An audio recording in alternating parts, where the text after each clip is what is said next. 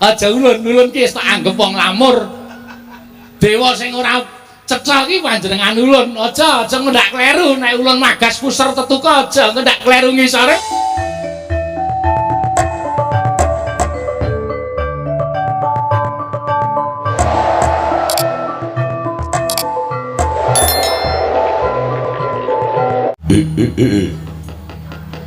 Om tetian kula Ludra Mas Patik Raja Dewaku Pogo wonten dawuh Gusti Patik. Apa dene kowe mbilung? Wonten dawuh Gusti Patik. Wanter pangawinipun Gusti Patik Sekipu dhateng abdipun Togo. Kepareng kula cumadung dawuh wonten wigatos menapa semunipun sumengko anggen jengandika ngawi kalanan abdipun Togo Gusti Patik. Togo wonten timbalan ora nyono-nyono nalika aku tinimbalan dening Kanjeng Sinuwun Prabu Naga Pracana ing Giling Wesi ya ing Giling Ngaya.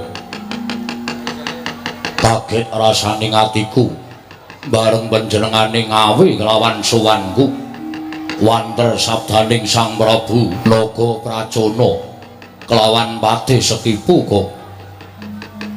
Yen to Sang Prabu Naga Pracana kepengin banget ngayonake widodari Kayuwangan minangka dadi jatuh kramane Gustimu ingkang Sinuwun Prabu Naga Pracana ingkang wigati nglamar kelawan widodari tumuruning Sang Hyang Bathari Supraba tumuli kutusan kelawan aku supaya didhawuhi munggah ana ing Kayuwangan marang negara ing Giling Ngaya ya ing negara ing Giling Wesi bakal jinatu krama dening Gustimu ingkang Sinuwun Prabu Naga Pracana. Nuwun pangapunten. Mboten nama kula badhe nyentulani rembakipun Sinuwun Prabu Naga Pracana. Namung menapa sedaya ingkang sampun dipun dawuhaken menika sampun dipun penggalih ingkang rebet nuwun sewu lho Gusti Patik. Mboten kula kok mboten pitados kalian Sinuwun Prabu Naga Pracana menika mboten, namung kula nuwun sewu. Sak sekti-sektinipun titah menika mboten badhe ngungkuli panguwasipun para dewa. Sak digdaya digdayanipun titah ingkang gumelar wonten ing jagat menika mboten badhe nglangkungi dhateng panguwasipun para Jawata. Kula nuwun sewu. Jagat menika sampun pinanta anut kodratipun piyambak-piyambak, anut kodratipun ingkang maha jagat utawi ingkang damel jagat menika. Menawi dewa menika kaliyan widodari, menawi Nalindra menika kaliyan putri, menawi pandhita menika kaliyan endang, menawi buta menika kaliyan raseksi. Nuwun sewu, lha kok menika wonten satunggiling titahing Ubathara Sinuwun Prabu Naga Pracana badhe nggayuh widodari menika sami kemawon ngungkuli dhateng panguwasipun para Jawata. Menika sami kemawon nerak pacak nerajang perbatang. Nuwun sewu lho Gusti Patik. Kula nuwun sewu mboten nami kula mboten badhe nyendikani Sinuwun Prabu Naga Pracana nanging mbok menawi sakmangke sampun ngantos kedadosan ingkang mboten-mboten menapa ingkang dipun jangka dening Sinuwun Prabu Naga Pracana menika langkung prayogi dipun penggalih ingkang langkung lebet mergi menawi sakmangke Sinuwun Prabu Naga Pracana menika ngangkah tumuruning widodari menika mangke mboten kok malah badhe pikantuk widodari ning malah badhe pikantuk dendaning para dewa.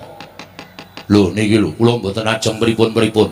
Ning sadurunge tumindak sing apik kula niku ngelekake sing jeneng Panakawan. Batur menika pangembating catur. Kula menika dianggep Panakawan, Pana menika cetha, kawan menika wis ngarani. Aja nganti ratu Gusti kula kesluru dalan sing kleru. Mbok inggih monggo badhe dhaup inggih mboten napa-napa ning golek jodhone sing cocok enten ngalam donya. Ampun ngungkuli dhateng panguwasipun para dewa menika mangke sampeyan minggah wonten ing Kayuwangan mboten ajeng pikantuk widodari ning malah pikantuk sapu dendaning dewa. Mergi jagat menika atur kula ngajeng wis diponto-ponto. Nek buta ya karo buta, nek menungsa ya karo menungsa. Selagine kewan kemawon nuwun sewu sing jeneng ula kalih landhak nggih mboten ajeng gelem isa jodho, wedhus dijodhoke sapi mboten ajeng gelem. Sing jeneng macan karo kidang niku ya ora jodoh malah kala mangsane kidange dipangan macan. niku wis manut karo aturane Dhewe-dhewe sing serakah niku rak menungsa. menungsa niku jodoke apa-apa Waton resik mesti dipangan. lah iya Lah iya.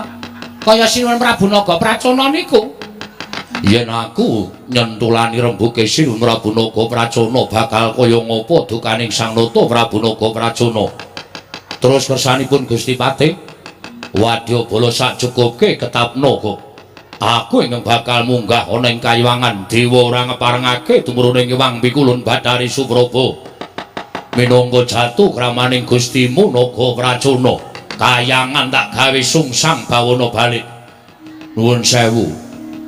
Nek sampeyan ajeng gawe kayangan sungsang bawana balik niku sampeyan padha karo Soroh nyawa mriko niku papane dewa sing nitahke para titah. aku sampeyan Titahing dewa ajeng wani kalih dewa. niku nuwun sewu lho. Kula mboten kok gawe miris penggalih Gusti Patih mboten. Ning nuwun sewu, mboten iso sampeyan ajeng ngalahke para Jawata. Kowe ngias karo Patih Sekipu. Aku Patih ingkang tanpa tanding kadigdayanku jagat wis padha weruh. Yen kowe ora percaya, ayo derekno tontonan nggonku bakal ngobrak-abrik kayangan. Sampeyan niku nuwun sewu lho. Wong kongas niku bakale mangke entuk walesing sing gawe jagat. Aja sok umuk mengko ndak Kena walesing sing maha kawasa, mengko ndak malah kuwalik ngoten. nuwun sewu aja sok kibir mengko ndak Kejungkir. Nek kena kula kandhani dene ya mboten nggih monggo nek panjenengan ajeng minggah wonten ing kayangan. Kula ming sak derma nderekke sampeyan manggugu togok. Togok niku elek-elek niki mbiyen ya dewa. lho togok ya dewa. Nggih. Togok niku ya dewa ning merga rupane elek terus ora pantes dadi dewa terus didunke teng jagat niki dadi menungsa dadi kere kaya ngeten niki. Perkara kuwi arep tutur sing akeh-akeh mengko gampang. Sing baku wadyabala ketapna, aku tak munggah ana ing kayangan. Tak nembung para dewa turuning Hyang Pikulun Bathari Supraba yen ora ngeparengake. Wis dadi niatku nggonku bakal gawe sungsang bawana balik kayiwangan. Nggih. Ayo lung nderekke Gustimu Prabu Sekipu Sinuwun Praga Pracana tusan Patih Sekipu. Ayo monggo Gusti Patih kula dherekaken. Yo wilung lan apa dene kowe togok.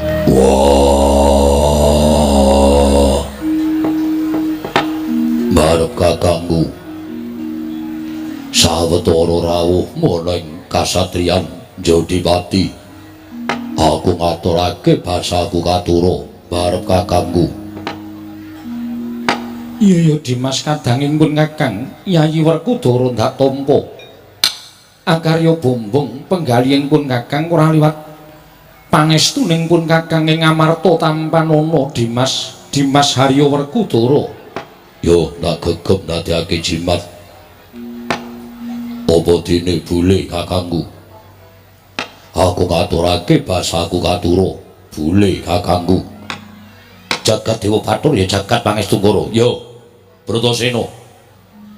Siadi ngaturke bekti kelawan pun kakang wis dak tampa kanthi lega legawaning penggalih pun kakang ora liwat pangestuning pun kakang ing Mandura Tampanana Werkudara. Tak gegem ndadekake jimat.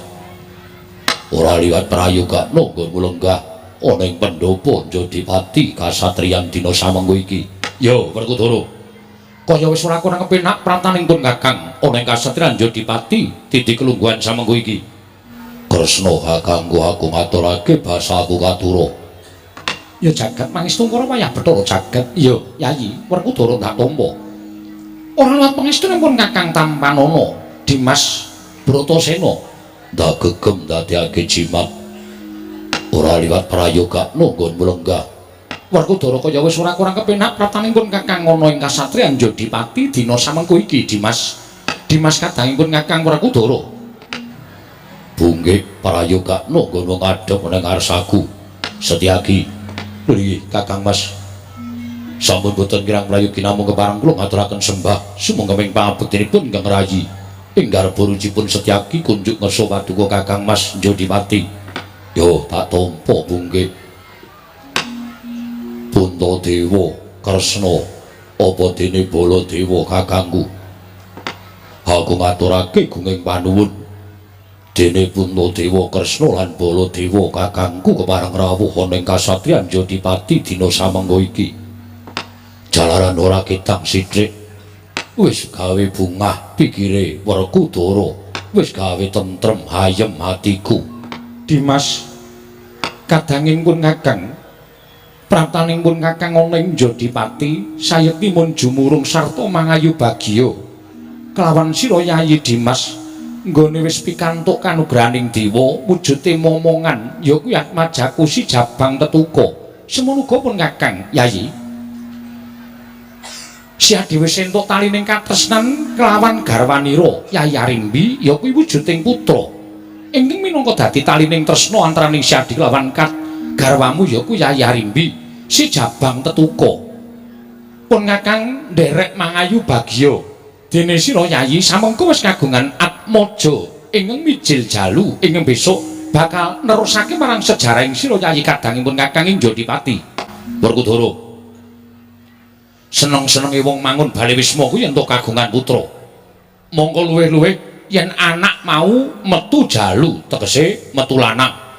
Ingkang teges besok bakal bisa dadi srana nyambung sejarahing Siadi lan garwamu Yayi Dewi Arimbi. Ning saka paningalipun Kakang kok ora kaya adat saben. Mongko adat ingkang lupi ya ingkang wis kelakon. Wong kagungan putra mesti seneng rasane, bakal bungah atine, ayem pikire. Lah kok beda kelawan sira Yayi Dimas Bratasena. Wiwit maupun Kakang prapta ning kasatriyan Jodipati, pasuryanmu katon rengu, rasamu katon ora jenak, pikirmu katon ora kepenak. Werkudara, wong kagungan putra kok rasane kaya ngono kuwi eneng apa? Yen pancen pun Kakang diparengake mangerteni, mula gage matur kalawan pun Kakang Mandura. Pun Kakang nedya ngangrungake jangga nilingake Karna. Werkudara. Wah. Puntadewa kakangku, Kresna kakangku lan Baladewa kakangku. Pancen bener. Apa sing dadi ngendikamu wong duwe anak kuwi mesti kudu tentrem rasane, seneng pikire. Nanging ora kaya sing tak lakoni dina iki. Mara kaki sawangen Arimbi kawit mau ora leren nggone tansah nangis. Mergo gagas kelawan anakku, ya gagas kelawan Jabang Tetuka. Lho, Yayi, atmajamu Jabang Tetuka ya gene, Werkudara. Atmajamu Jabang Tetuka kena ngapa? Lho, Yayi. Apa ingkang dumadi kelawan atmajamu Jabang Tetuka? Lah kok nganti Siadi duwe rasa ingkang kaya mangkono? Kaya ngapa rusak ing pikirku? Wis ana setahun umure anakku Jabang Tetuka. Monggo bareng wis umur setahun, ari-arine durung iso ditugel dening apa wae. Saben-saben ditugel dening pusaka gumenjleng mletik metu genine. Pikirku wis ora sronta, rasaku wis ora kepenak. Dene kahanane Jabang Tetuka kaya mengkono, apa ya kelakon selawase urip. Anakku lanang bakal mondong ari-ari. Mula sawangen Arimbi kawit mau tansah nangis merga gagas karo kahanane anakku lanang sarta tansah ingkang ora bisa ditugel dening gegaman apa wae. Barep kakangku Kresna lan Baladewa, rawuhe barep lan Kresna apa dene Baladewa ora tak sawang wujuding rawuhe kadangku tuwa, nanging saka pangrasaku kaya tumurun ing Sang Hyang Bathara Darma, Sang Hyang Bathara Wisnu lan Sang Hyang Bathara Brahma ingkang bakal paring kepadhang kelawan Werkudara. Mala gage dandanana pikire Arimbi, dandanana atine bojoku dimen pendak dina ora nangis kaya ngene iki. Barep kakangku Koko Prabu Darma Kusuma kula ngaturaken sembah pangabekti kula kunjuk Koko Prabu. Iya. Yayi Arimbi ndak tampa kanthi lega legawaning penggalihing pun Kakang ora liwat pangestuning pun Kakang Tampanana. Kula pun dinggo jimat pariping dayanana ing kasantosan. Koko Prabu Mandura kula ngaturaken pangabekti kula kunjuk. Ya Arimbi, ndak tampa ora liwat pangestunipun Kakang Tampanana. Kula pun dinggo jimat paripe Dayanana ing kasantosan Koko Prabu Ndorowati kula ngaturaken sembah pangabekti kula kunjuk. Ya, Arimbi, ndak tampa. Sira Yayi ngaturke bekti kelawan pun Kakang kurang liwat pangestuning pun Kakang Ndorowati Tampanana. Kula pun dinggo jimat paribeh Dayanana ing kasantosan. Mboten mantra-mantra rawuhipun pepundhen kula tetiga. Kadi pangijo wantahing Jawata ingkang badhe narbuka pepadang tumraping kasatriyan Jodipati. Koko Prabu kula nyuwun dawuh kedah kados pundi lampah ingkang kula tindakaken. Sumados anak kula sak mangke manggya pepadang Koko Prabu. Koko Prabu Ndorowati kula wonten paring adhawuh Yayi. Monggo Koko Prabu mugi paduka kepareng merenahaken dhateng manahipun pun Arimbi. Nyatanipun kawontenanipun kados mekaten. Yo, Kresna Gage. Si Adi ngempirsa dening kadangku si Arimbi, ora ketang sithik si Adi tutura kalawan si Arimbi supaya pernah rasane tentrem pikire. Ora grantes kaya mengkono mergo ngrasake lawan majane. Ya kuwi si Jabang Tetuka. Ih, Koko Prabu, menapa mboten prayogi paduka? Pun Kakang kuwi nek kene minangka dadi dayuh, yen si Adi kuwi minangka dadi pengayomaning para Pandhawa. Ora kudara percaya karo Yayi Prabu Ndorowati. Mula sing wigati lan sing baku si Adi ingkang paring dawuh kelawan Yayi Arimbi. Koko Prabu nyuwun pangapunten. Mboten ateges kula nglangkungi dhateng panguwasipun Nata Mandura. Pun Kakang wis paring balilah. Oh nggih, matur sembah nuwun tanpa pepindhan. Arimbi, kula wonten paring dawuh. Yayi. Pun Kakang midhanget kelawan ature garwamu, ya kuwi Dimas Werkudara yen taat majamu wis ngancik setahun yuswane. Mongko ari-arine ora iso pedhot saka si Jabang Tetuka. Kasinggihan mekaten Dimas. Pacobaning jagat kuwi pancen maneka warna. Gusti nitahake kelawan titahe kuwi ora mung nampa kanugrahan, nanging uga nampa kelawan pacoban. Mbok menawa iki dadi pacobaning putramu. Sarta pun Kakang duwe penemu, yen to putramu kuwi besok bakale dadi satriya ingkang ora baen-baen. Tegese pilih tanding boboting yuda kebukten lagi umur setahun wae ari-arine ora bisa ditedas utawa diketok dening apa wae. Kuwi ateges dadi pratandha lamun dewasane majamu sesuk dadi mantasaning para satriya, dadi unusaning para satriya sak jagat iki. Inggih Koko Prabu ngaturaken panuwun ingkang tanpa pepindhan. Si Adi wis ngerti. Lelakoning Pandhawa ingkang tumpuk matumpa-tumpa mongko tansah tinampa kanthi penggalih ingkang ikhlas, tinampa kanthi penggalih ingkang sabar, satemah Pandhawa dina samengko entuk kanugrahan, ya kuwi dadi mustikaning para satriya.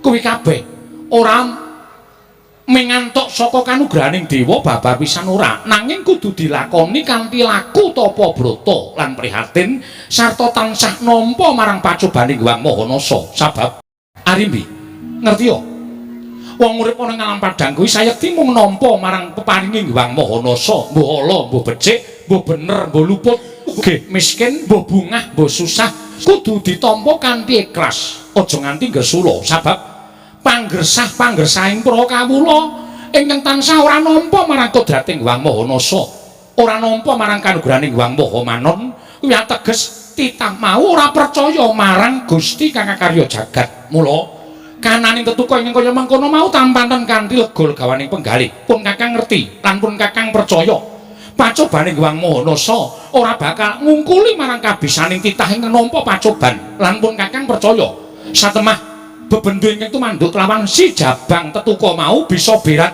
saka penandanging si Jabang Tetuka, ya kuwi ari-ari bakal iso pinagas dening sapa wae. Mesti ana dalan pepadang ingkang bakal tumanduk marang sira kelawan garwamu Dimas Werkudara. Werkudara, iye. Apa si Adi ora kongkonan kelawan sapa? Punggawa, Nayaka, Jodipati supaya golek srana bisa magas ari-arine Jabang Tetuka. Wis ora kurang-kurang nggonku utusan karo Nayaka Jodipati supaya ngrawuhake Brahmana Winasih Sewa Sugata miyang para nimpuna supaya gawe padhang kahanane anakku Jabang Tetuka parandene gagar wigar terantuk karya. Apa si Adi ora nyuwun donga pangestuning Kanjeng Hyang Wiyasa lan ora nyuwun srana kelawan Kanjeng Hyang Wiyasa ing Sabtuwarga. Dina samengko aku utusan karo Permadi supaya munggah ning Sabtuwarga nyuwun dongane Kanjeng Hyang Wiyasa sarta nyuwun srana saka gawan abiyasa kakekku lan aku dawuh karo Permadi apa wae dawuhing kakek abiyasa takon bangun miturut supaya ndang Bagas pusere si Jabang Tetuka wadene tekan seprene Permadi durung bali ning Jodipati. Wah, hatiku selak ora kepenak, ora lega yen durung weruh suwane adhiku lanang Permadi Baladewa kakangku. Wah, geger madyaning kasadyan Jodipati. Tak kira yen ana parang muka ora pangling iki eneng dewa sing Ejawantah. Narada kakekku ingkang rawuh ning kasadyan Jodipati. Padha kanthi Raharja sapraptamu Narada kakekku. Kencang marudayang pak pong bobolong kali cedhe sapa sing gawe. Ya Werkudara. Slamet prapta ulun ning kasadyan Jodipati tansah pinaringaning kawidadan. Kita atur pangabekti kalawan dewa ulun tampa pangestuning Iwang Pikulun Rada Tampanana ya kulup Bratasena. Yo tak gegem dadiake jimat. Permadi padha kanthi Raharja sapraptamu tansah pinanganing kawidadan niring sambi kala Kakang Mas. Kula ngaturaken sembah pangabekti kula kunjuk. Wah, tak tampa prayogano nggonmu ngadhep ning ngarsaning pun Kakang. Inggih, sampun boten kirang prayogi. Pukulun kula ngaturaken sembah pangabekti kula kunjuk Pukulun. Ya Arimbi. Ulun tampa kita ngabekti kalawan panjenengan ulun ora liwat pangestu ulun tumrap marang jeneng para kula. Arimbi putulun. Kula pun dinggo jimat paripendayana ing kasantosan. Pukulun kula ngaturaken sembah pangabekti kula kunjuk Pukulun. Malah komplit iki Puntadewa barang ning Jodipati. Inggih kasinggihan mekaten. Ya Puntadewa. Ulun tampa kita ngabekti kalawan panjenengan ulun ora liwat pangestu ulun Tampanana ya Darma Kusuma. Kula pun dinggo jimat paripendayana ing kasantosan. Mugi kaskecak anggen jengan ndika lenggah Pukulun. Ora kurang kepenak praptaka ning kasatriyan Jodipati. Pukulun wonten sembah pangabekti kula kunjuk Pukulun. Wah, Baladewa iki kasinggihan mekaten. Ya ulun tampa karya bombong tias ulun. Ora liwat pangestu ulun Tampanana. Kula pun dinggo jimat paripendayana ing kasantosan. Dipun prayogaken anggenipun lenggah. Ora kurang kepenak praptaka ning kasatriyan Jodipati dina samengko iki Baladewa. Pukulun wonten sembah pangabekti kula kunjuk Pukulun. Butulun Kresna ulun tampa. Ora liwat pangestu ulun tumrap marang jeneng para kulup Narayana. Iki kula pun dinggo jimat paripendayana ing kasantosan. Dipun prayogaken anggenipun lenggah Pukulun. Ya wis ora kurang kepenak. Narada kakekku. Werkudara piye? Ana wigati apa? Wah, tanpa kanthi kanyana-nyana ana dewa mudhun ana ing jagat yen pancen bakal paring pidendhan maragake lupute Werkudara apa yen bakal paring kanugrahan lelabuhan apa sing tak tindakake. Aja kaduk ati kadron penampa praptaku ana ing Jodipati iki pancen ana wigati ngebakal ulun nandharake kelawan jeneng kita kulup Werkudara. Yo perkara wigatimu tak tampa ning aja lara atimu yen to babakan wigatimu kang bakal mbok ngendikake karo Werkudara tak anggap kuwi bab sing ora wigati. Lho, sebabe merga sing tak antu-antu dudu Narada. Lah sing tak antu-antu sapa? Adhiku Permadi. Mula arepa kowe dewa tak jaluk kowe ngalah dhisik. Aku tak ndangu karo Permadi. Wah lah ya wis ora apa-apa. Wis gage kowe ndangu karo adimu lanang Permadi. Wigatine apa? Permadi, kula wonten paring dawuh Kakang Mas. Kaselak nggonku pengin krungu, nggonmu tak kongkon sowan kakek abiyasa.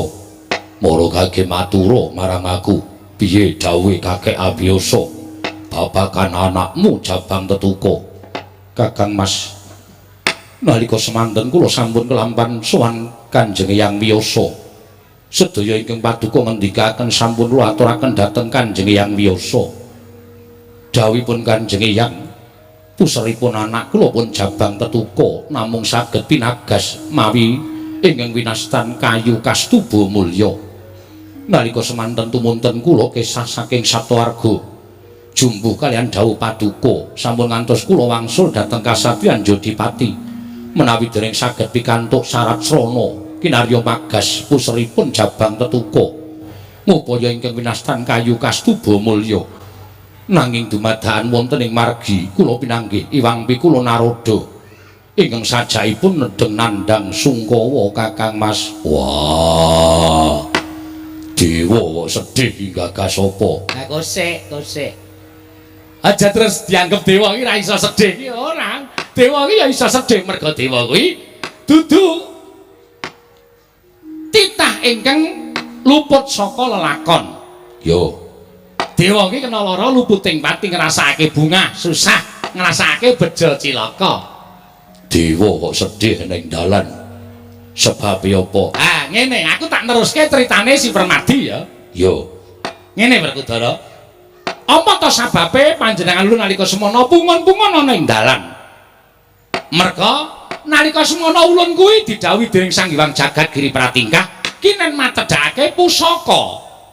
matedhake pusaka. Ah, sadurunge kowe tak kandhani yen dina iki kayangan geger. kayangan geger Iya, disebabake saka apa? disababake saka pangamuking Nalendra Inggilingaya ya Inggiling Wesi Prabu Naga Pracana ing nalika semana utusan patihe kang aran Patih Tumuli kula ngayam wana mlebet desa njajah desa Milangkori. Sekipu tantra ya kasipu mantra pengen nyuwun tumruning widodari Bathari Supraba. Satemene kuwi mung kinarya pawadan sakjatine Naga Pracana mung kepengin dadi dewaning para dewa. Ah, dadi geger ana ing kayangan. Campuh perang antaraning para dewa kan Wadyabala Inggilingaya. Lah kok jebul Patih Sekipu iki digdaya tenan. Bebasan tinatah mendat Jinara mentet tinumbak bengkung sinuduk butung. Mula ora ana dewa ingkang bisa ngasorake kawan Patih Kesipu mantra mau. Yo, Tumuli Sang Hyang Jagat Girinata paring dawuh Kakang Trada. Menika mboten dewa ingkang saged ngasoraken Patih Kesipu mantra, namung mboten saged jawi namung wayah ulun Permadi. Mila Kakang Trada kula aturi mandhap wonten ing jagat, kula aturi ngupaya wonten pundi durungipun Permadi. Ah, nalika semana ulun kuwi terus goleki Permadi kinantenan pusaka Kunto Wijayandanu. Kunto Wijayandanu. Iya, Kunto kuwi pusaka kadewatan ingkang bakal pinaringake kelawan Permadi. Permadi kadar saben anggere lunga saka kasatriyan, mapane ana ing alas utawa karang pradisan. Mula nggon ulun goleki Permadi ana ing alas ana ing pegunungan. Nalika semana ana wong tapa. Bareng tak caketi tak liling-liling kuwi kaya pasuryane plek karo si Permadi. Tumuli gane tapa ulun gugah. Cetha yen kuwi Permadi, bareng ulun dangu yen to bakal dadi jagoning dewa. Permadi ki ming mesam-mesem ora munjuk atur lan panjenengan ulun. Pusaka ulun paringake. Pusaka Kunto mbok paringake. Ulun paringake kelawan titah ingkang tapa mau, ingkang ulun arani Permadi mau. Bareng titah mau wis nampa pusaka, tumuli titah mau matur cetha kalian panjenengan ulun. Nyuwun pangapunten Bu Kulun. Kula menika sanes Permadi nanging kula menika Suryatmaja. Bar muni ngono iki klepat gamprang kaya kidang playune. Ah, dalah kleru nggonku maringake pusaka. Dewa kok kleru. Monggo dewa kuwi ora kena kleru. Kok sik to dewa iki ya menungsa lho. Ya mung nalika semana ngombe tirta kamandanu lan tirta amerta wekasan dewa kena lara luputing pati. Mula dewa iki ya terus ora entuk kok bener terus ki ya ora ya kadangkala kleru. Pusaka digawa Suryatmaja tak oyak ora kecunggah. Tumuli ulun delek-delek nalika semana Permadi terus teka. Wonten menapa Bu Kulun kowe iki jane entuk pusaka. Ning pusaka mau direbut karo si Suryatmaja ulun le maringake kleru. Permadi matur, "Lah kowe golek apa, Nggir?" "Kula pados kayu kastuba mulya." Tak paringi dawuh, ngerti ya? Yen to kayu kastuba mulya kuwi wrangkane Kunto Wijayandanu arane kayu kastuba mulya. Permadi cengkelak tumuli bablas nungka playune si Suryatmaja. Yo, Kecekel ning nggone rebutan, Permadi ora iso njaluk wujuding Kyai Kunto ming entuk wujuding kayu Kastuba Mulya wrangkane. Piye Permadi entuk apa ora? Mboten Bu kula nanging kula sampun marem sampun pikantuk wrangka kayu Kastuba Mulya. Wis ngono kuwi critane. Wah, yen ngono sesuk yen ana wektu aku arep sowan ning Kahyangan. Lho arep ngapa kowe? Aku arep matur karo Bathara Guru. Sok yen kongkonan aja nrada wis lamul, wis tuwek. Ya trondolo iki ya. Ameng perkara kleru pisan sajeking urip nrada nibakake utawa ndawake kanugrahan iki lagi pisan iki ning bareng tak teliti kanthi Permati tak pitung-pitung. Nggonku kleru ki ora kok mung luputin nrada tok. Aja golek kanca. Wong kleru kok golek kanca. Lho ora, iki kasunyatan kok Werkudara. Nalika semono srengenge kuwi dipanter manjer, panase ora ilok. Monggo sunare srengenge kuwi dipaske ana ing mripat ulun.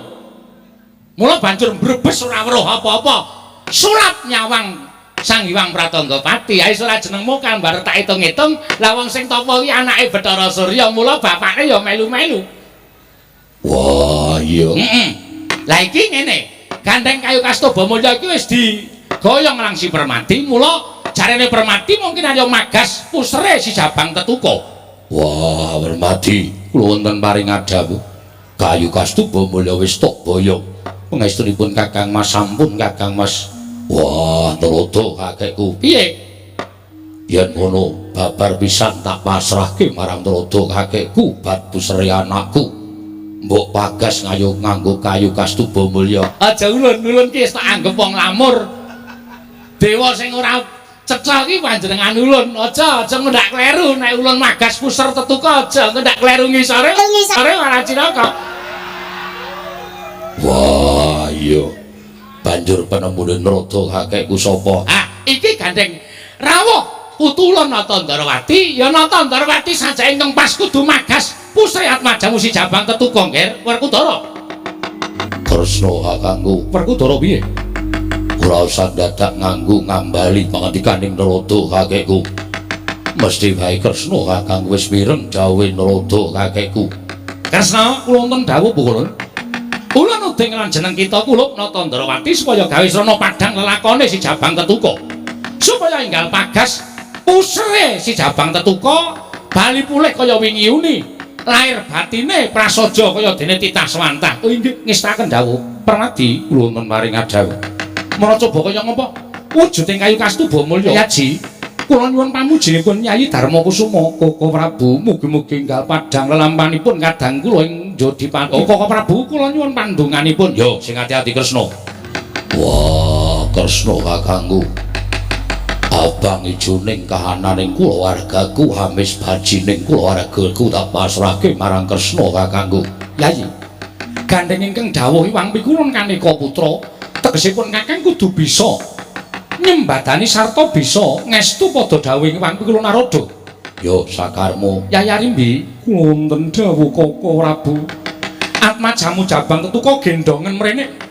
Mara tak serananane nganggo Kyai Kastuba Mulya supaya enggal padhang lelakoning sira Yayi kelawan kadangku Dimas Werkudara. Kresna, iki kula wonten maring adhawuh Bu Kulun. Ngapa nggih?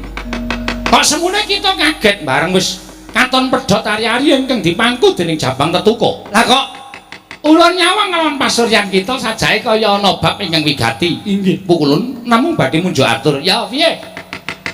Ndadosaken kaget raos sing manahipun ingkang wayah Indrawati. Sareng wujudipun kayu Kastuba Mulya menika kula pagasaken wonten ing puser. Puser saged pagas namung elokipun wrangka Kyai Kunta kayu Kastuba Mulya manjing wonten puseripun Jabang Tetuka Bu Kulun. Ah, dalah perkencang laru dayang pak bong. Ali code sapa sing gawe? Ah. Narada kakekku. Werkudara piye? Ana apa lelakon iki gage jlentrehna marang aku babar pisan.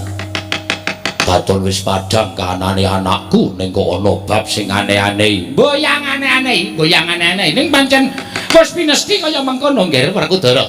Kita aja getun, kita aja ngresula.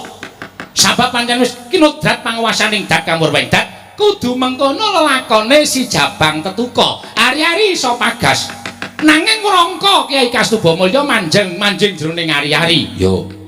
apa bakal dadi srana cilakane anakku besok yen to dewasa. Ngene, Wong urip ning alam donya kuwi ora bisa langgeng. Sing jeneng wong urip ning alam padang kuwi ora langgeng. Ning mesti bakal bali marang panguwasaning dat campur ping dat.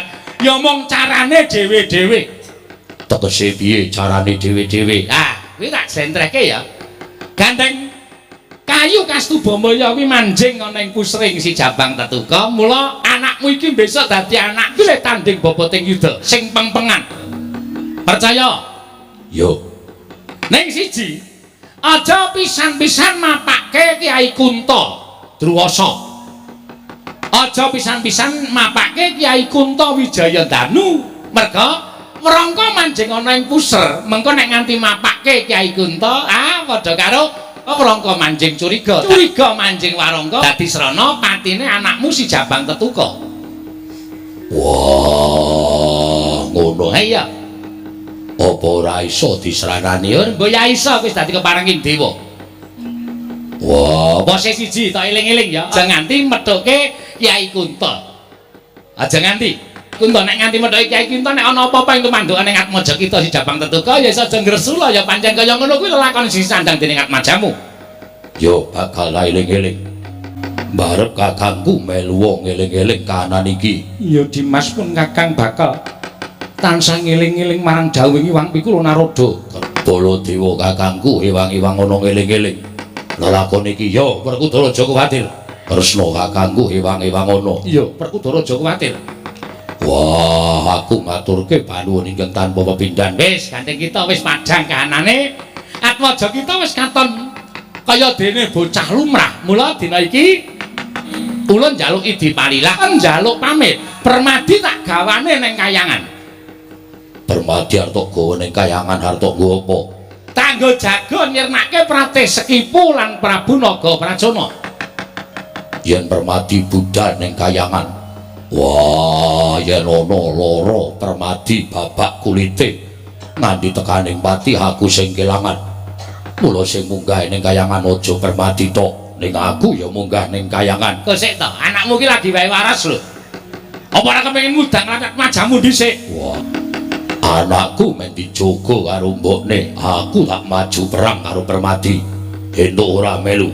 Yen ora entuk Permadi ya ora munggah ning kayangan, aku ya ora munggah ning kayangan.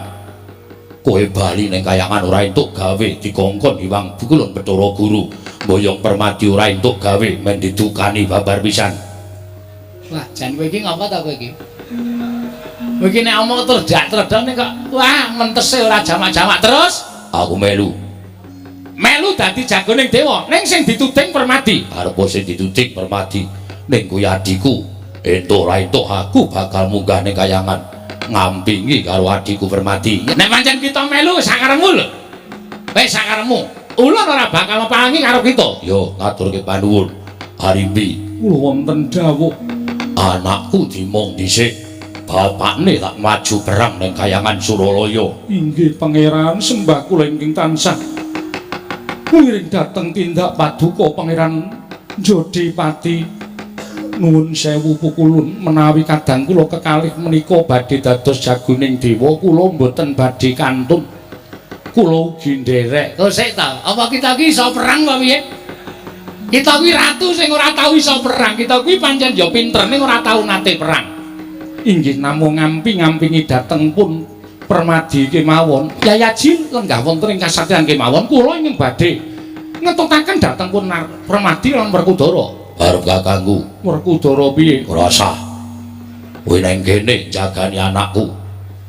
Ngono Dimas. Yo. Yen ana apa-apa anakku sing tak temuke. Ya wis pun Kakang manut. Lah Kresna ya melu. Inggih pukulun. Lha kok saya akeh iki piye iki? Rada melu ki sakaremu lho ning biaya dhewe lho ya. Ulun megah nek kon nanggung saya akeh. Tekor suwe-suwe. Pukulun kula ki nderek. Lah, rak tenan to, wah. Kula dewa barang ya melu. Kula tak nderek. Menawi Permadi kenging menapa-menapa kula mboten badhe ikhlas. Werkudara kenging menapa-menapa kula mboten badhe ikhlas. Kula tetep melu. Wah, ya wis sakaremu. Kalian Sencaki. Ora ta ya kowe. Nggawa kanca barang. Iki kok angkutane ora cukup. Waja Sencaki barang. Mboten pulun kula nderek. Ya wis sakarep kita wis yen pancen kaya mengkono malah babar pisan kita bungah ing penggalih. Sabab Permadi bakal akeh rowange lan bakal akeh bakal dadi srana patine Kasipu Mantra lan Naga Pracana. Toto kakekku ya. Wis ya Werkudara, wis bombong pikirmu. Puntadewa Kresna, Baladewa ulang kondur dhisik ana ing kayangan bareng lan Permadi. Mengko kita padha semusul munggah ning kayangan. Nggih, kula ngestaken dawuh. Nggih, kula ngestaken dawuh. Nggih, kula ngestaken dawuh. Sembah kula ngendharaken Jengkar Paduka. Ayo Permadi mangkat karo panjenengan ulun. Monggo pukulun kula dherekaken. Kakang Mas kula nyuwun pamit sing ati-ati aku nyusul karo lagumu Permadi. Koko Prabu kula nyuwun pamit. Ya Permadi sing ati-ati. Ya Permadi aku ya susul karo si Jadi. Koko Prabu monggo sareng kula. Ya Permadi monggo aku semusul kawan sira Yayi. Wis karya padha kepenak nggone padha dejagongan. Ulun kondur makayangan Werkudara. Kakangku piye? Werkudara Kresna kakangku.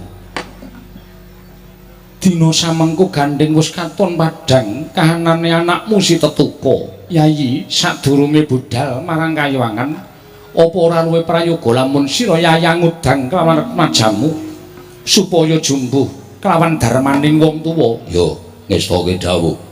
Mengko aku tak ngudang karo anakku Tetuka ora kitang sedhela. Bubar kuwi tak tinggale nyusul karo Permadi munggah ning kayangan. Yo Dimas. Semono uga karo Kresna kakangku apa dene Baladewa kakangku. Werkudara iya. Yo, Werkudara. Pun kakang ora bakal ado-ado kelawan sira Yayi. Mula kang sangka kuwi ora ketang mung sedhela. Baro kakangku Kresna kakangku lan Baladewa kakangku hayu tak ganti manjing ana ing sasana pamujanan Kembulandrawina suka parisuka. Dene kahananku wis katon padhang pedhut ingkang nglimputi kasatyan Jodipati wis bisa binerat dening Sang Hyang Pratanggapati. Dimas Werkudara Kanthi kaya mengkono tak dherekke manjing ana ing sasana pamujanan. Iya, Werkudara pun kakang nggih mung kari manut. Dimas pun kakang mung kari manut marang kersaning Syadi. Bungge wonten dawuh Kakang Mas babar pisan budal kang padha sebo. Pun kakang nedya manjing telenging kasatriyan nderekake barep kakangku Kresna kakangku lan Baladewa kakangku. Nono ngestaken dawuh. Menawi Paduka dawuhaken badhe kula candhi nggo jimat kaya wis ora ana dawuh maneh Setyaki adi kula anak. Moga wonten dawuh. Kowe weruh dhewe. Kayangan geger. Kayangan dewa-dewa ora ana ingkang wani mapaki kridhane patih Sekipu Mantra. Nganti dewa tutup kori sela matanggep merga wedi karo wadyabala ngiling ngaya. Aku dhewe ya gumun kok, Kang. Buta-buta kok iso menang karo dewa. Wah, nggih kula lagi pisan iki lho. Weruh para Jawata kok nganti kalah karo wadyabala ngiling ngaya. Mboten nginten nganti tutup kori sela matanggep. Jalung mula aja sok ngembe karo kekuatanku, aja sok ngias karo kasudibyaning patih Sekipu. Toga wonten dawuh. Aku krungu tembang rawat-rawat bineta mbok bakul sinambi wara. Yen to Jawata golek jago eneng jagat. Jawata gila karo patih Sekipu tumuli dina samengko golek jago ana ing donya. Monggo prasetyaning atiku nadyan dewa golek jago ndak aturi tak golek wong-wong sing padha digdaya. Aku ora bakal wegah mungsuh titah ingkang dadi jagoning dewa.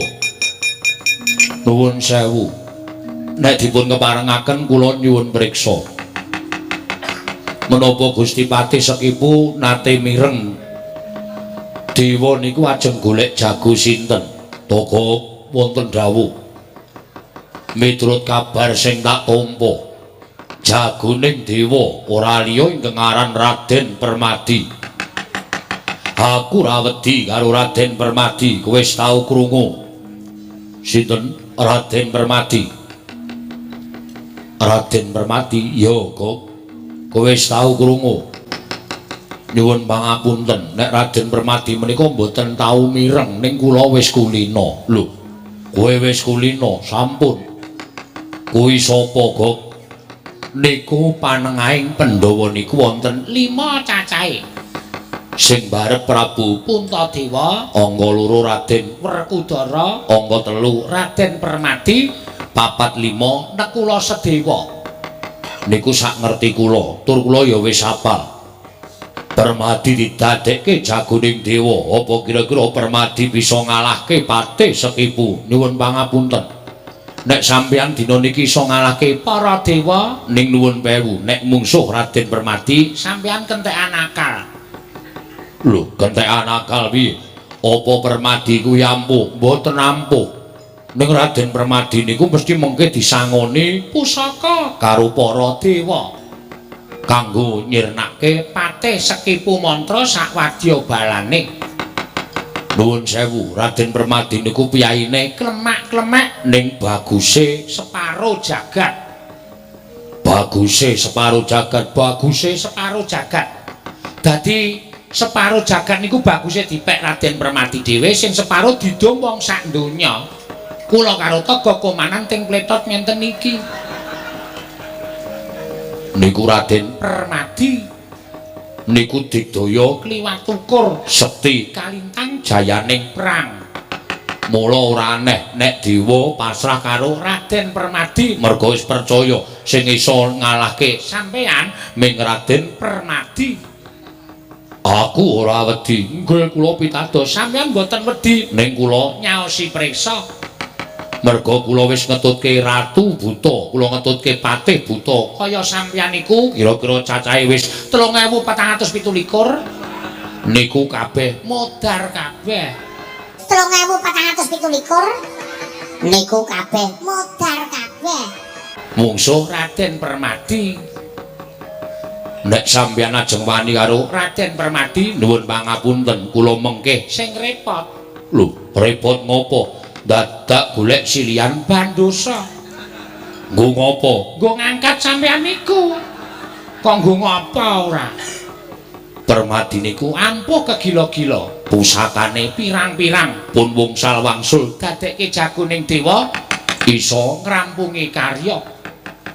Dasare Ratu Gusti sampeyan Prabu Naga Pracona niku wong nyalahi kodrat. Buta kok pengen rabi karo widodari niku jenenge nerak pacak nerajang perbatang. Nerak karo pernataning kodrat, nerak karo pewaring dewa. Wong sing senengane nerak karo pernataning kodrat niku bakale uripe ora suwe. Paling ora tekan 3:30 esuk mengke. Lho kowe kok ngerti? Ngerti mawon wong ya bubar kaya. Aku ora wedi karo Raden Permadi. Raden Permadi kaya ngapa wujude yen pancen dadi jagoning dewa, aku yang bakal ngalahake. Nuwun sewu. Upama sampeyan iso ngalahke Raden Permadi niku mengke sedulure do ora trima. Sapa sedulure Permadi? Kakangne aran Raden Werkudara. Niku satriyane karo sampeyan meh padha. Gagah gedhe dhuwur, gagah ronggah-ronggah gedhe dhuwur. Niku Raden Werkudara niku ya digdaya kaya adine lanang Raden Permadi. Sampeyan iso ngalahke Raden Permadi, kakangne ora trima. Sampeyan didak, wah modar. Tur duwe pusaka jenenge Kuku Kacamata. Kuku Kacamata. Ah, tenan. Pancanaka kaya isih payu ya, Gak? Iya. Kuku Pancanaka. Niku mapan enten jempol. Niku nek nggo nyudet wong, kuku niku dawane 35 cm. Niku nek nggo nusuk wong niku tekan usus langsung modar. Kuwi iku jenenge Kuku Pancanaka. Tur duwe pusaka jenenge Gada Landita Muka, ya Gada Lukitasari. Gadane niku nek dideke ngiyopi sawah 400 hektar. Gadane Werkudara, gadane Werkudara, gadane Werkudara. Gedhe padha wonge. Ora kaya sampean. Wonge gedhe kok gadane cilik. Apa itu? Apa itu?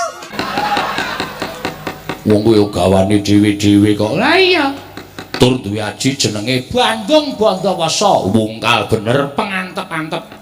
Niku nek diwatek Werkudara jangkah niku sak jangkah doe 120 km.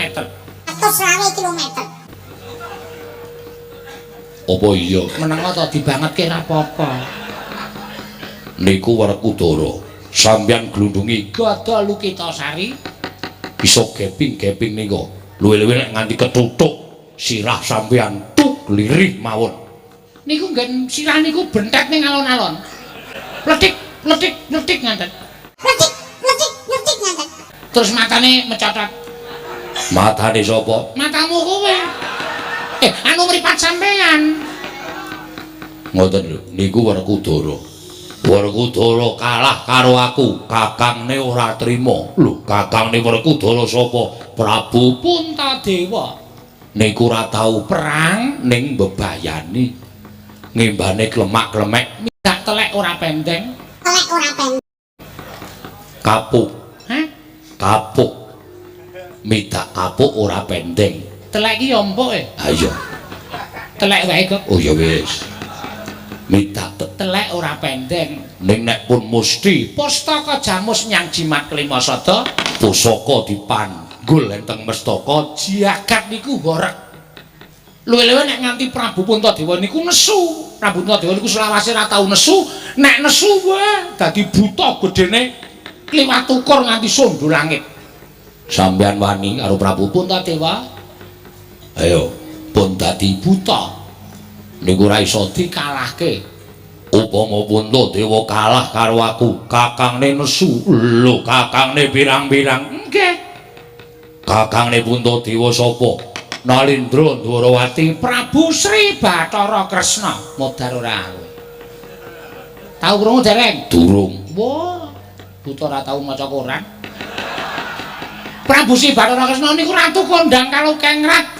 Bebasan titis Wisnu. Wisnu niku dewa tukang nantremke jagat, dewa tukang ngandung kabagyan.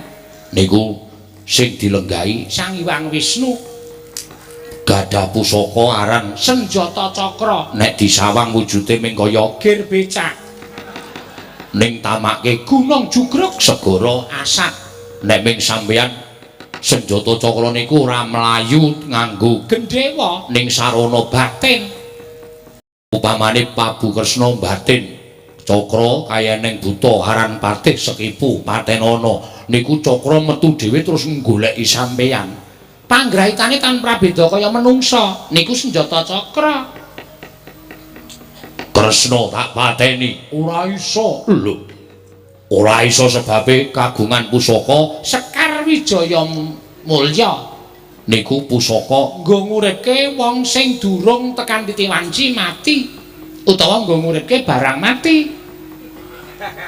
apa iya Nggih, mula Kresna niku laris. Tawang ditekani wong tuwa-tuwa nika sing pun mboten iso napa-napa. Njaluk diungkuli Sekar Wijaya Kusuma ben urip melih. Mboten sadadakan kupil. Mboten sadadakan kupil. lho mbok ngomongku sing apik Iki apik lho kok omonganku. Mengko kuwi sing salah tampa. Sekar Wijaya Kusuma Sekar Wijaya Kusuma niku pusakane Prabu Sri Bathara Kresna. Kresna tak pateni kakangne ora trima lho kok ora adi kok kakangne terus kakangne Kresna Prabu Baladewa niku ratu galak dhewe sak donya. sampeyan mateni Kresna Prabu Baladewa Muring-muring gawa pusaka aran Kyai Nenggala ya Kyai Alugara. ndi buta sing mateni adiku Loloi Nenggala Cangkeme nyus ngonten modar sampean. Baladewa tak pateni Ha wis entek. Kakane Baladewa sapa, Gak? ayo mbok kaya ning prajurit Dwarawati mboten ajeng kendel adine Baladewa adine Kresna ora trima lho sapa Raden Sencaki. Raden Sencaki Nesu. satriyane cilik ning bendina gelut Sencaki nek ora gelut sedhi Migren. niku Sencaki. mula tangane ngapal sampeyan mateni Kresna Baladewa Sencaki ora trima ngliga pusaka utawa wis gunung gawa Sencaki kepruke Sirah sampean piyur modar sampean. Sencaki kalah karo aku Patih Udawa Ora trima. Patih Ndarawati. pusakane apa Aduh, apa ya? Ngerti ora kowe? Ora apal kok. Saomong-omongane wae. Patih Udawa nggawa Plempem. Pelempem. Plempem niku tutuke gunung jugruk sego rasan. Tutuk plempem. Udawa tak pateni. Patih Praguta. Patih Mandura Niku patih rada edan. sampeyan kroyok Patih Praguta modal. Gok nun. Iki katone dewa wis arep matedhakake jagone nggih keparengipun. Wadyabala ngiling kon samapta ing gati sawiging diri. Sapa wae jagoning dewa bakal tak adepi aja kok tekaning pati. Nadyan dadi deking pengamun-amun aku ora bakal wedi kok nggih ning atos-atos lho Gusti Patih. Menawi saestu beto jagur nami Raden Permadi sampeyan kedah ngatos-atos. Merga niku mantasaning Titah niku pitataning jalma. pamujimu tak jaluk kok nggih ngatos-atos Gusti Patih. Arantak laku ning Wadyabala. Munggah Gunung Himalaya. Mapanane ngrepat kepanasan. Wadyabala saka negari Ndarawati.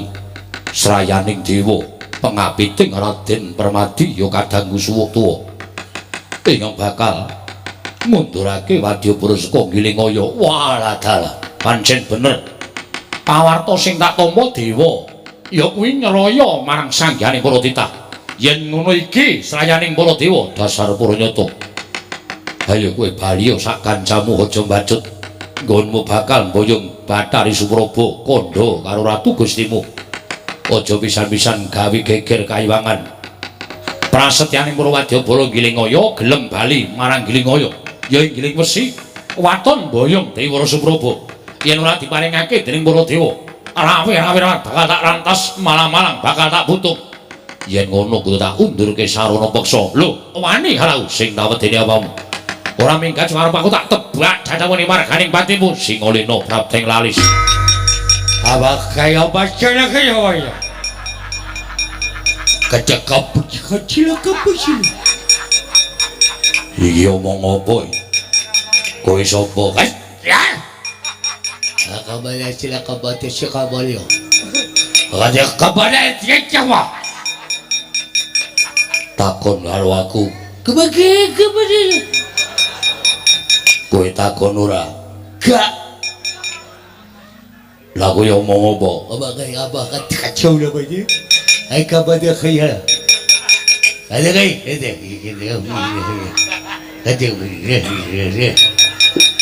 Nulis ya. Amuk Suramrata Jayamrata imbang yen padha-padha. Oh kowe iki sumbar to. Apa kaya ni? Agate. Ayo. Kaya apa aku sing tekaning pati. So ngalahke aku boyongan Dewara Supraba. Gegebe. Kudune iki piye ngono kok gegebe. Gegebe. Kepastian baik. Ayo. Apa kasih apa? Ah, ye ga. Itu goblok. Ini Mati. mati ya kan? Sopo? Setyaki sopo? Kunjara Yaksaya. Kowe srayaning para dewa dasar Puranyata. Ora gelem mbok kukuti gamanmu gulungi genderamu. Aku sing bakal ngosasik Wadyabala. Wah, gaglak limpamu. Aduh.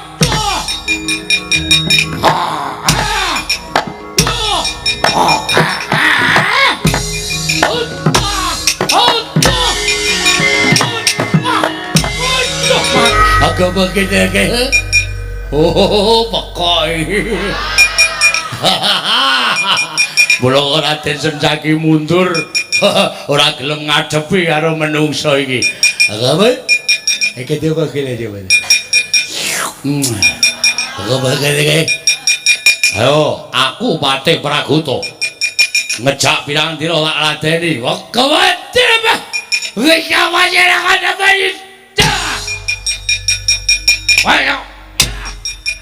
Piye karemu? Dewe sing kabar sing. Cilengeng. Oh, jaluk ditabui. Iya. Oh, kene iso muni mak iya apa kaya. Kata wae.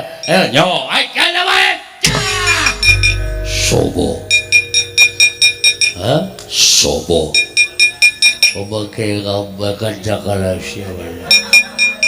Wow, omong apa? Pemakai apa sih? Hai kamu sini? Hah? Ayo kaya. Ora cetha omongane terus ngantem. Perjurit giling ngoyo werna-werna. Bijik. Bijik. Wah, mbuh. Aku ora dongku goblok. Ngene goblok kok cetha. Apa kate kowe iki kebayangin ana sing digawa sing lucu-lucu wae ora digawa kowe. Bupet dasu ya wae.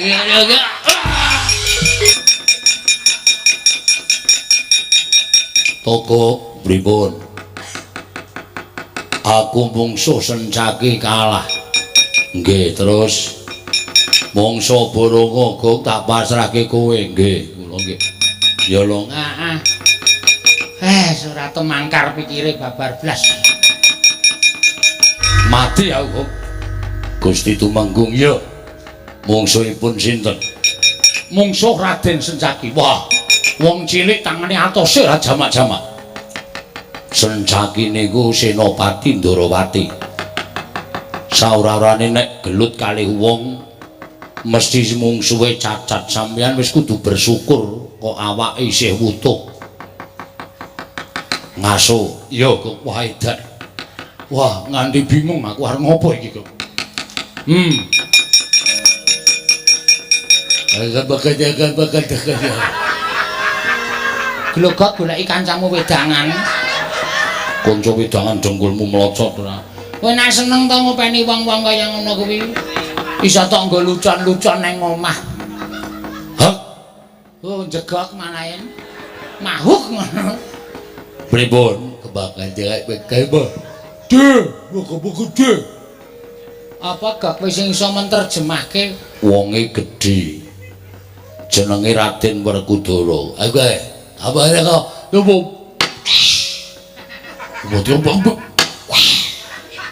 apa kaya? apa gak? Tidak sirai. Ada ya. Somuni ya ngono. Terus sampean bakane ngapundhut. Oh. Kowe kok malah iso nerjemahke omongane wong petuk-petuk ngono ki ta. Engko gek kowe ya petuk kok gundulmu. Aku mung saking kulinane karo nek nang omahe ra ndek kanca ya padahal. Nek ra ndek kanca terus bingung pikiranku. Agak badhe sih agak badhe. Agak badhe kapacile. Apa gak tegese? Gemremeng maju perang ngono kalah ngono mungsuh Raden ngono gedhe banget ngono kuwi. Oh, ayo radong kaya aku. Lah iya. Nuwun sewu Gusti Patih. Menika kados pundi? Kula sumanggaken dhateng panjenengan. Apa wis ra ana mungsuh liyane apa gak? Wah, jan long aku ki. Kok ya ora paham mel aku ki nek iki wigati arep ming wayang kaya ngene ning penting wayang kaya ngene penting malah ora digawa. Lah ya klasik kok ya gak. Lah iya.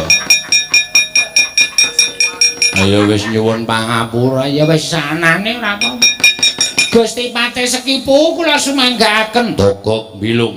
Sapa sing maju? Kula sumanggaaken menika Wadyabala jagoning para dewa. Minggira trajange dhewe kok. Sapa? Raden Setyaki wis sapa? Lakonan aku Patih Sekipu Mantra. Kowe dadi jagoning para dewa serep nyawamu. Rasa dadakaken gunung tanpa guna. Kaya apa aku sing tekaning baca gagrak limpamu warang.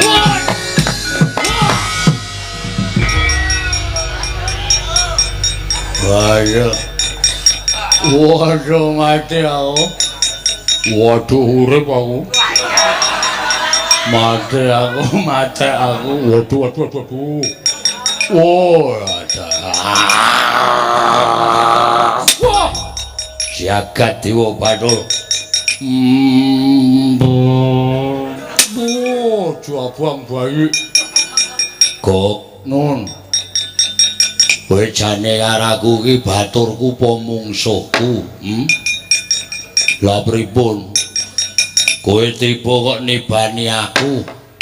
Kowe tiba kok ora golek nggon sing jembar? Nuwun sewu, tembung tiba niku kalih niba beda.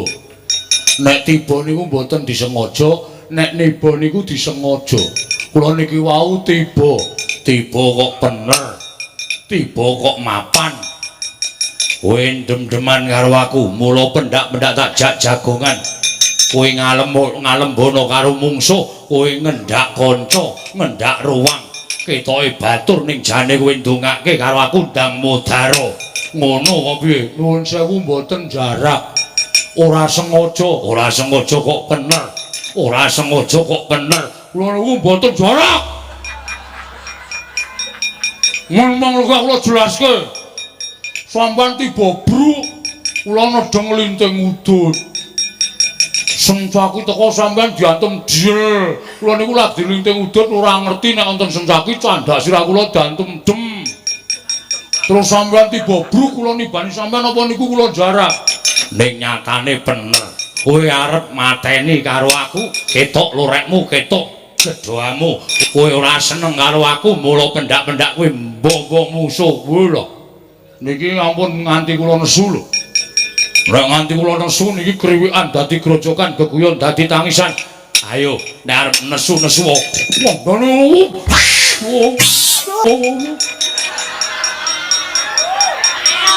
Wah, mut sisan rumangsane. Weh, lah kok malah mere kaya nguyuk. Ora sengaja, napa niku mboten sengaja tenan. Gayeng Gwayong piye? Gwayong dengkul ngamoh kowe ora. kowe tak omongi ngayal kok ora nang kono ga kowe engko kesonjo mbaya malah nglinting udut mbako turane pamer nang tengah dalan antem ratu Gustimu tiba bruk antem sencaki bres kowe lagi nglinting udut candak siramu antem sencaki dil Ora kowe mau rak ning buriku to? ha Ora dantem sencaki. lho kanca bal-balane Lho. Sopo? Sencaki karo aku, ketemu aku cek bilung ta iki. Nggih. Rasah melu-melu ndak lara awake. Siap. Njaki balik terus balik meneh. Kula wis trata. Nggo rokok ora? Mboten. Nyonggon aku isih separo. Oke. Wong ki nek srawunge jembar, nek ndi-ndi entuk kanca, entuk sedulur, beda karo kowe. Sing wonge cilik senjaki kok. Nggih nika. Kowe malah ora lara to? Ora, usah kowe ngeyel kok rasa melu-melu kok nyedak-nyedak Ratu Gustine. Pripun, Bos? Loro awakku diajar sencaki. Ya genah, arep sampean gedhe sencaki cilik ning urung karuan sing cilik kalah karo sing gedhe. Mingkon bali kok wangkal. Anggepmu dumeh kowe buta aku wedi karo kowe. Sencaki ora wedi karo sapa-sapa. Ayo muni yo. Modiar kowe. Iki sapa iki? Niku Pak Dene. Pak Dene sapa? Pak Dene buta nika. Sing aja-aja munggah kayangan nggih niku cangkeme ambone ra jamak-jamak niku. Ora lho. Ora apa ora tono mawon modar. Masa melu-melu. Mboten. Rokok isi ora? Tesih. Kene, tapeke. Loh. Gimana ini? Piye kok pucet-pucet doan?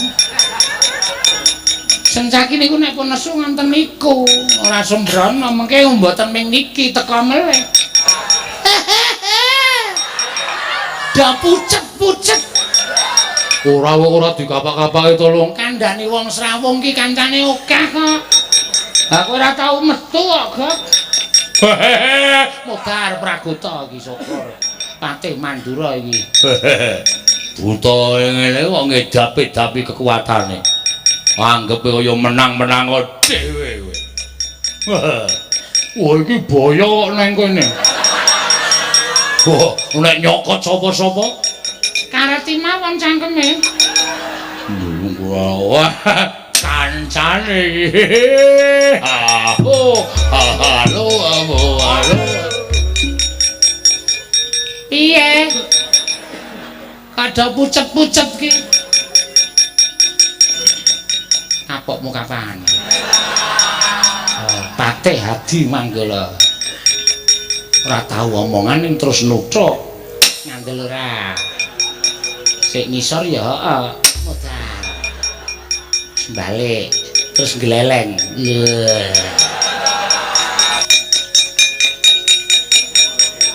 Modal. Kowe. Kapok ora kowe.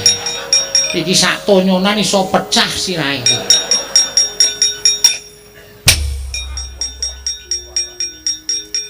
Oh. Wong apa iki? Wong niku. Wong. Nggih. Iki ya wong. Wong. Wah, iki wong tuwa apa cah cilik? Cah cilik. Cah cilik. Heeh. Klumat klamet ngelak apa? Elak. Ngombe banyu putih. Mau lagi. Apa? Ora legi. Ngombe teh. Mah. Ndak injel. Apa? Ndak injel. Ginjel. Heeh. Ngombe apa? Susu. Kaya neng kirek nyusoni. Gelem molong. Cerewet kok. Mah. Rasa melu-melu cah cilik. Turu sesuk sekolah. Nggih. Piye? Piye? Rekudara kowe karo kowe apal kok. Apal apa wong kowe darani cah cilik kok apal? Ora ya paling pangling karo aku.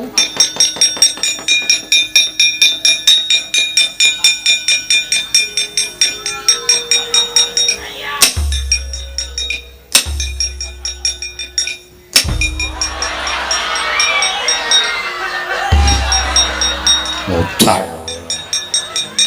Kajiger kok Baladewa iki. Aku malah ditanya iki, Kak. Lah yo anggepe kok kon slamet terus. Prabu Baladewa iki kejeme ra jamak-jamak. Ora bakal slamet kowe. Oh, ora dalah. Yo, wong-wong sing dadi senopatining Baladewa ora ngerti kekuwataning patih Sekipu. Kena daya kemandenku mbuh dadimu. Sawetara saperangan wadyabala wis kendhang kaprajondhang. Yo, Raden Werkudara. Kowe ora ngerti kadigdayaning patih Sekipu. Kena daya kemandenku. Ora lumpuh, ora duwe daya aja dundang patih Sekipu. Panusmaning jajaran mundur kabeh para wadyabala saka negara Indrawati Mandura lan Amarta. Permadi, kowe durung jajal kasektening patih Sekipu mbok menawa mungsuh kowe iso mundur ning negara Ngiringaya. Permadi. Don saka kadohan Raden Permadi. Mlumaku mancing ana ing peperangan. Oh, la dalah eman-eman bagusmu Raden. Kowe ngadepi karo patih Sekipu mantra. Tak seblak angin Garuda mbuh tiba mojo nganti kowe ketemu karo aku. Mundhak babak kulitmu tugel balungmu eman-eman bagusmu Raden. Kencang warudaya pak pong bebala kali cedhe sapa sing gawe? Kresna, iki kula wonten dawuh Bu Kulun. Lah kok piye ora monggo mulya. Jagung ing tiruding Sang Hyang Jagat Giri Pratika ya Sang Manikmaya. Ya kuwi kadhangira Permadi. Ora bisa ngundurake patih Kasipu ya patih Sekipu. Malah wadyabala Mandura Ndrawati lan negara Ngamarta kabeh padha nungsang puyang numbuk bentus. Wedi karo wadyabala saka negara Ngiringaya. Aduh pukul lajeng kepareng paduka kados pundi?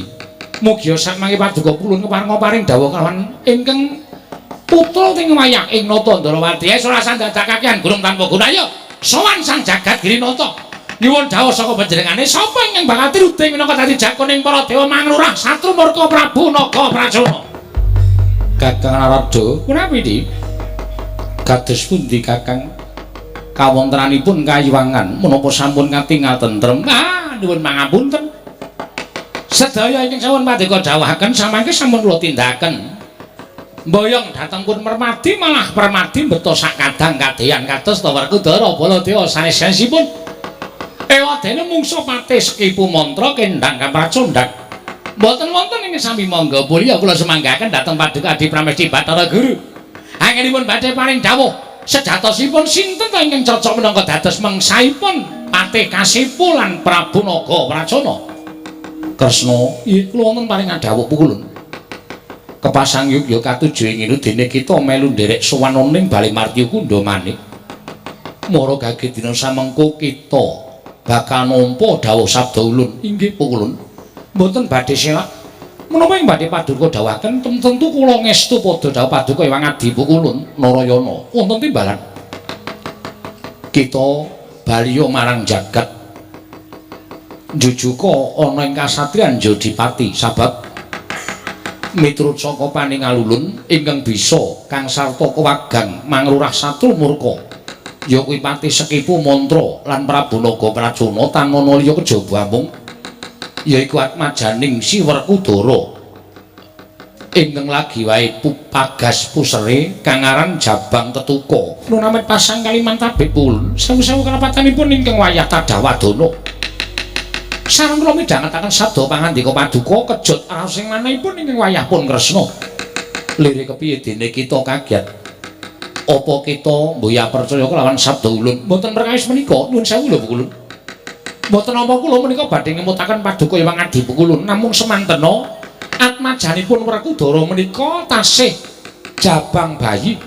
Menapa inggih sampun pantes nantrem menawi dipun ajengaken wonten ing pabaratan. Ngibaratipun ngadidene timun mungsuh duren tan wurunga badhe memet jabang bayi atmajanipun Dimas Werkudara.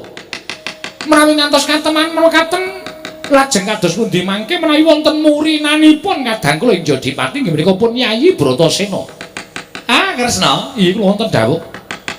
Adi Pramesti Bathara Guru paring dawuh kuwi wis kanthi panglimbang sarta panaliti ingkang ora bakal tuna tembe mburine. Kita percaya.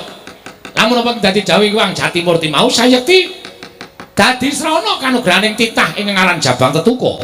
Kresna, kula wonten maring dawuh. Kita ora usah kuwatir kelawan apa ingkang dadi dawuh ulun. Sayekti lamun samengkut Jabang Tetuka nganti babak kulite gedhe-gedhene tekaning pati. Ulun ingkang bakal tanggung jawab perkara iki. Mekaten Pukulun? Iya. Mula kang sangka kuwi kita ora usah ndadakake anatur kelawan panjenengan ulun kebat kita mangkat ana ing jagat jumujuga ning Jodipati. Kakang Rada Kresna anggenipun mandhap wonten ing jagat paduka Kakang Rada kedah nderek dhateng lampahipun Kresna kinarya saksi tama dawuh ulun. Dalah inggih ngestaken dawuh. Lajeng marang martipun ing abdi utawi ing neraka isi den pangdalu benjang menapa? Mboten ketang sambung obor cara lintang kebat mangkat dinten menika. Inggih ngestaken Kresna. Ayo mangkat kula panjenengan ulun. Monggo kula dheraken pukulun kula nyuwun pangestu. Mugi-mugi Yayi Rimbing lilakaken atmajanipun kinarya jago wonten ing kayewangan. Ya Narayana ulun prengestoni.